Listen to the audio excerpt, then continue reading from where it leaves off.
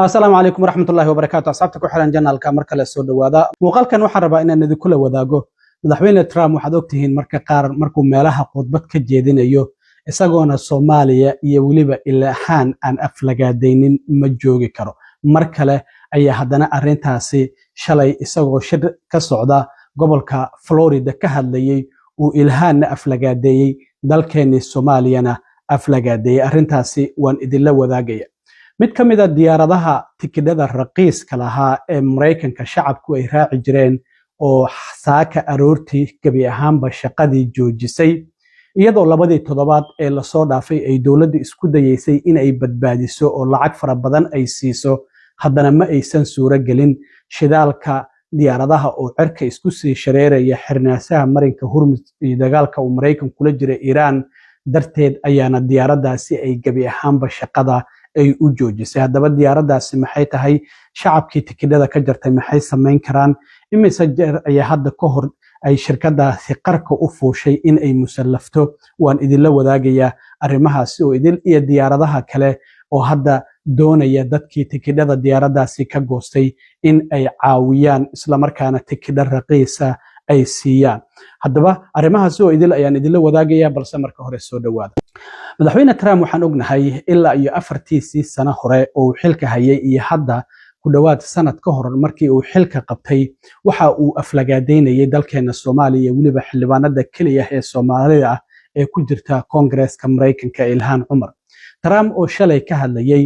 shir Florida ka dhacayay oo looga hadlayay inaan wax canshuura laga qaadin social security la siiyo dadka howlgabka ama dadka waaweyn ayaa mar kale dalkeena Soomaaliya aflagaadeeyay Ilhan si xun u caayay Trump marka hore horta amaan ayuu ku bilaabay wuxuu yiri dal qurux badan oo Soomaaliya la yiraahdo ayaa jira marka waxaan idin kula talin lahaa inaad soo booqataan arintaasi markii hore waxa uu u muuqdaa inuu si wanaagsan ku bilaabay oo dalkii uu amaanayo leeyahay waa dal qurux badan ee bal la soo booqdo la soo fiiriyo laakiin hadaladiisii lagu yaqiina ayuu gadaal ka raaciyay uu leeyahay dalkaasi waa dal aan bajirin uu ku leeyahay haddana la soo booqdo ku dhahayay waa dal aan military lahayn aan dawlad lahayn isla markaana waxa kaliya ay leeyihiin ayuu yiri waa musuqmaasuq iyo sidoo kalena in pollution wasaq aad u fara badan ay halkaasi ka jirto laakiin wuxuu yiri xildhibaanad Ilhan la yiraahdo ayaa ka timid wuxuu yiri iyadoo wadankaasi ka timid ayaa waxay doonaysaa inay anaga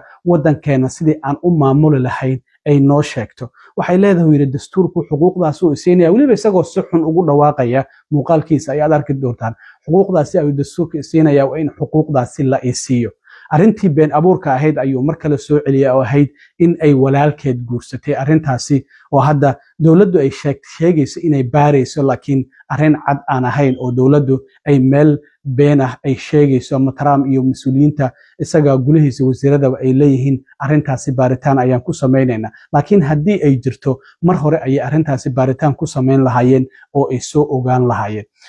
waxaan ognahay Ilhan inay qaxooti ahaan wadanka ku timid iyadoo yar isla markaana ay halkan wax ku baratay sidoo kale Ilhan Umar waxa jirtay bishii hore in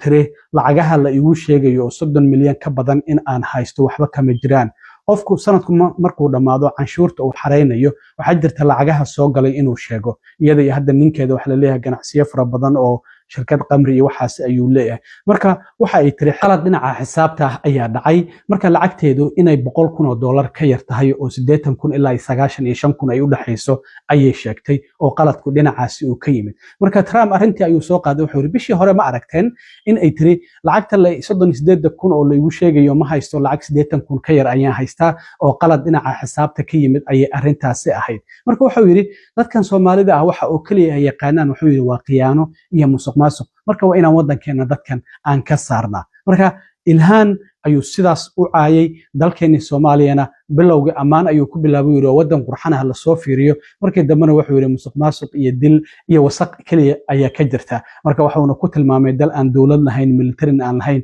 aan waxba lahayn haddaba waa kan Trump oo shirkaasi ka hadlayay iyo sidii Soomaaliya iyo waliba Ilhan uu uga hadlay dhinaca kale waxaa la leeyahay dhaqaalaha waddanka Mareykanka burbur miyuu ku dhow yahay wasiirka dagaalka ama wasiirka gaashaandhigga oo Congress-ka toddobaadkan ay su'aalo weydiinayeen waxa uu sheegay dagaalka Mareykanku kula jira Iran in 25 bilyan oo dollar ay ku baxday laakiin lacagtu waxa la leeyahay intaasi waa iba ka badan tahay sidaas darteed 60kii maalmood oo madaxweynaha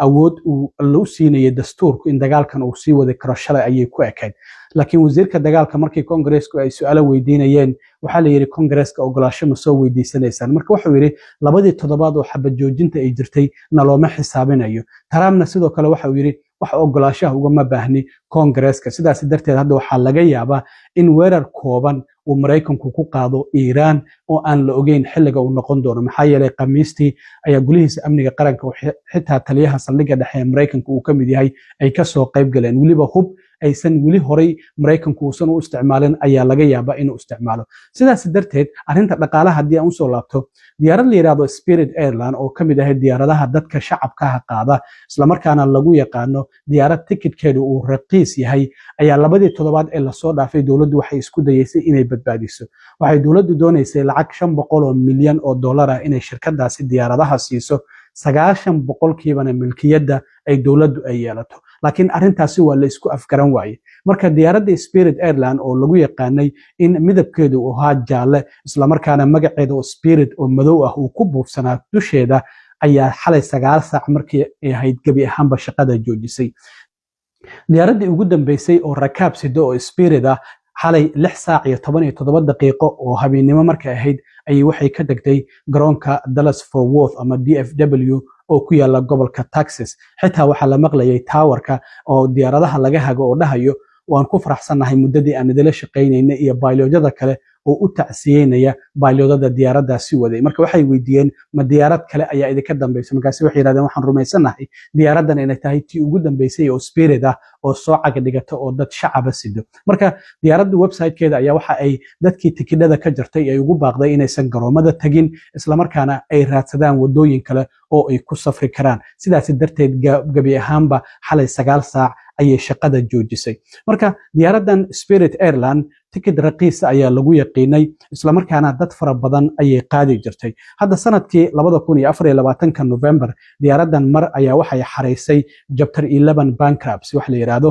oo ah diyaaraddan in ay musallaftay sidoo kale March bishii 3 2025 haddana mar kale ayay waxay ka soo baxday in musallafaadii bishii Agosto ee sanadkii 2025 haddana mar kale Chapter 11 ayaa xareysay bankruptcy hadda bishii February ee 2026 ayaa marka arintaasi heshiis laga gaaray kadib markii sicirka shidaalka uu cirkaasi isku shareeray bishan May oo maanta labada ah 2026kana diyaaradii markii ay dawladda ka waysay lacagihii ay 500 milyan ahayd diyaaradii waxay ku dhaqwaaqday inay shaqadeeda joojinayso haddaba marka dadka tikidhada ka jartay hadii aad Soomaali ay jirto tikidhada ka jaratay tikidhkaada ha cancelin isla markaana hadii aad kaarkaada credit cardka aad ku jaratay dispute kali isla markaana sheeg in lacagtaadi waa lagu soo celinaya hadii aad sidoo kale debit cardkaada aad ku jaratay waa sidoo kale hadii tikidkaada uu caymis kugu jirayna sidoo kale lacagtaadi waad helaysaa laakiin hadii kaararka ay shirkadu bixiso ama dhibcaha marka qofku uu ticket jarto oo diyaaradda raaco uu helo aad ku jaratay tikidkaada laguma soo celinayo marka diyaaraddan dad fara badan ayaa ku safray hadda bishan May aynu ku jirno 1.65 milyan oo qof ayaa tikid ka jaratay oo diyaaraddan inay raacaan ay ahayd waxa sidoo kale jirta in 1.7 milyan wadanka gudihiisa bishii February ee la soo dhaafay ay diyaaraddaasi ay ku safreen marka waxay mid ka mid ahayd diyaaradaha ugu waaweyn ee Mareykanka gudihiisa dadka shacabka isaga kala gudbiya wasiirka gaadiidka Sean Duffy ayaa shir jaraa'id qabtay isla markaana ku dhawaaqay in diyaaradda Spirit Airline gabi ahaanba shaqadii ay joojisay waxana uu sheegay in dawladdu isku dayday inay badbaadiso laakiin aysan u suura galin waxana ugu baaqay dadka tikidhadu ay u jarnaayeen in ay la xiriiraan diyaaradaha ay ka mid yihiin JetBlue American United iyo waliba Southwest iyo Delta kuwaasi oo tikidho raqiis oo $100 ilaa $200 oo one way ticket u ogolaan doona dadkii diyaaraddaasi tikidhadu ay uga jarnaayeen in ay ku safraan This morning at 3 a.m. Spirit Airlines ceased operations. So what that means is Spirit does not have airplanes in the air flying as of this morning. Also, their call centers are closed and they don't have staff at ticket counters. So if you have a flight scheduled with Spirit Airlines, don't show up at the airport. There will be no one here to assist you. What Spirit Airlines is now going to do is go through an orderly liquidation process. We'll see how that develops over the course of the next several days. But for customers of Spirit, I want to give information on how you can navigate this situation that you now find yourself in. And President Trump, Administrator Bedford, and I have been working with the other airlines across the industry in anticipation that this morning may happen. And so if you're a customer, many of the airlines that are not Spirit are stepping up to provide you assistance. So United, Delta, JetBlue, and Southwest are capping their ticket prices for Spirit customers. It's going to vary between the airlines. You have to go to their websites to take advantage of these special offers. It is normally going to be about $200 for a one-way ticket. You'll minimally have to provide to the airlines that you're now going to book with your Spirit confirmation number and your proof of payment. marka arrintan waxa la leeyahay marka dadka dhaqaaleyahanada ah waxay bilow u tahay dhaqaale burbur Mareykanka ku soo wajahan dagaalkan marka hadii uu bishan inta ka dhiman uu sii socdo marinka Hormuzna uu sii xirnaado xitaa waxa la leeyahay diyaarado fara badan ayaana dooli doonin maxaa yeelay sicirka shidaalka ee diyaaradaha ayaa waxa uu isku sii shareeraya cirkaasi Yurub waxa la leeyahay diyaarad duusha lama heli doono hadii ilaa iyo dhamaadka bishan marinka Hormuz uu sii xirnaado sidaas darteed ayaa hadda Mareykanka waxa uu raadinayaa isbahaysi wax ka qabta marinka Hormuz xitaa hadii dagaalkan uu dhamaado waxayna ugu magac dareen Maritime Freedom Construct waxa ay leeyihiin waxa aan doonaynaa wasaaradda arrimaha dibadda iyo saldhigga dhexe ee Mareykanka ee SETCOM in arrintan ay iska kaashadaan isla markaana dhinaca sirdoonka la iska kaashado dhinaca diblomaasiyadda la iska kaashado iyo sidoo kalena in cunaqabatayno ay soo rogi karaan ururkaasi isbahaysiga in ay sameeyaan marka waan arki doonaa arrimahan iyo waxyaabaha ka soo kordha laakiin mid kamid ah diyaaradaha rakaabka Mareykanka u kala gudbin jiray Spirit gabi ahaanba shaqadeedii xalay 9 saac ayay joojisay diyaaradeedii ugu dambeysay oo rakaab sidana xalay 6 saac iyo 17 daqiiqo ayaa garoonka DFW gobolka Texas ay ka degatay marka waan arki doonaa arrimahaasi iyo waxyaabaha ka soo kordha asxaabi aad iyo aad u mahadsantihiin intaan markale kulmi doono nabadgelyo